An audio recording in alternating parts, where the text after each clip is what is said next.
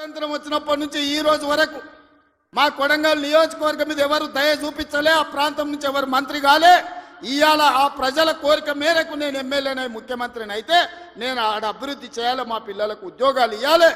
మా గ్రామాలు ఎడారిగా మారినాయని నారాయణపేట కొడంగల్ ఎత్తిపోతల పథకాన్ని మా నీళ్లు తీసుకెళ్ళనికే తాగనిక నీళ్లు లేక ఫ్లోరైడ్ ఉండి కల్తీ కళ్ళు తాగి ఆ కల్తీ కళ్ళుతోని పిచ్చెక్కి పిల్లల్ని మంచాలకు గట్టేస్తుంటే ఆ బాధ చూడలేక నారాయణపేట కొడంగల్ ఎత్తిపోతల ప్రాజెక్టు ద్వారా 1,00,000 ఎకరాలకు నా ప్రాంతానికి నీళ్లు ఇవ్వాలని నేను ముఖ్యమంత్రిగా చేస్తే అండ్లా కాళ్ళ కట్టె పెడతాడు హరీష్ రావు.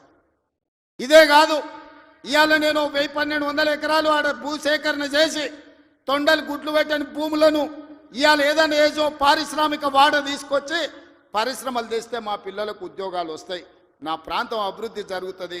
నేను ముఖ్యమంత్రి అయినా కాబట్టి వాళ్ళకి కృతజ్ఞత తెలుపుకోవాలని నేను ప్రయత్నం చేస్తే కొంతమంది రౌడీ మూకల్ని తయారు చేసి పైసలు ఇచ్చి కలెక్టర్ని ఆర్డీఓని అధికారులందరినీ ఇష్టం వచ్చినట్టు కొట్టిరు. కొట్టి ఇప్పుడు మా మీద కేసు ఎట్లా పెడతారు అంటారు.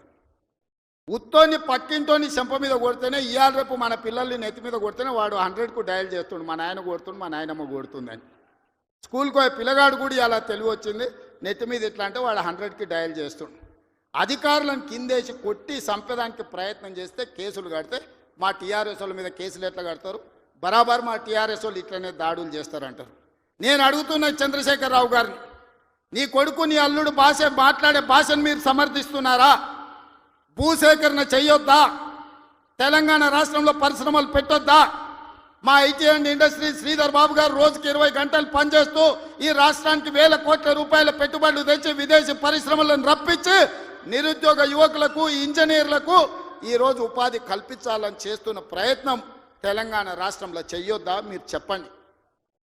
10 ఏళ్ళు ప్రభుత్వం నడిపిన మీరు భూసేకరణ చేయలేదా?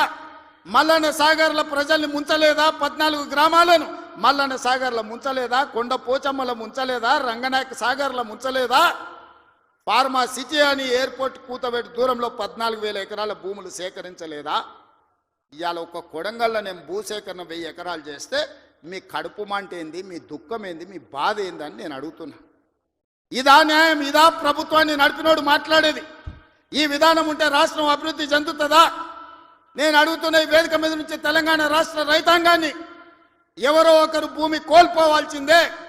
అభివృద్ధి జరగాలంటే భూసేకరణ జరగాల్సిందే. భూసేకరణ జరిగితే ఎవరో ఒకరు భూమి కోల్పోవాల్సిందే. ఎవరు ఇష్టంగా భూమి ఇవ్వరు.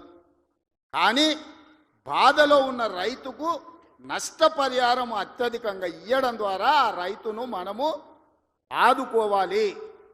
ఇవాళ ఎక్కడైతే భూసేకరణ జరుగుతుందో భూసేకరణ చట్ట ప్రకారం వాళ్ళకి ఎక్కువ ఇవ్వలేకపోతున్నాం. నేను చీఫ్ సెక్రటరీ కలెక్టర్లకు ఆదేశాలు ఇచ్చిన, ఆ ప్రాంతాలలో భూముల విలువ 3 అంతలు పెంచండి. అప్పుడు వాళ్ళ భూమికి ఊర్లో 10 లక్షలు ఇస్తే మనం 30 లక్షల నష్టపరిహారం ఇస్తే ఆ రైతు సంతోషంగా ముందుకొచ్చి భూమి ఇస్తాడు.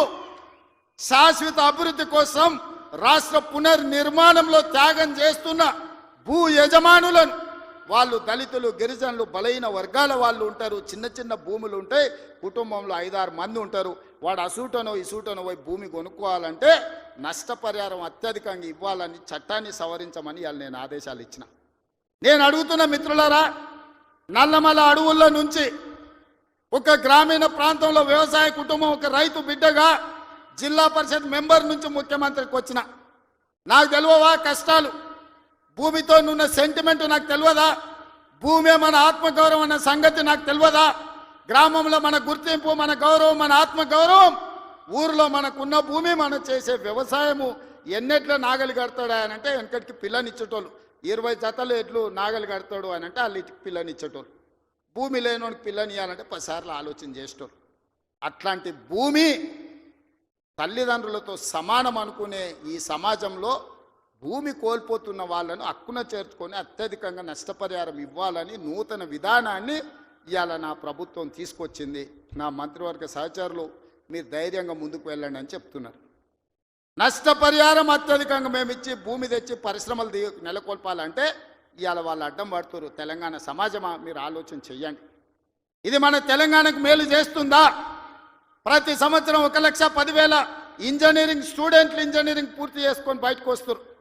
వాళ్ళ ఉద్యోగ ఉపాధి అవకాశాలు ఎట్లి వాళ్ళో మీరు ఆలోచన చేయండి. వాళ్ళ నిరుద్యోగులుగా రోడ్ల మీద వదిలేద్దామా? ఆవారగాళ్ళు అయిపోయి తల్లిదండ్రులకు భారమై గంజాయి డ్రగ్స్కు బానిసలను చేద్దామా? ఈ తెలంగాణ సమాజ యువతను మీరు ఒక్కసారి ఆలోచన చెయ్యండి.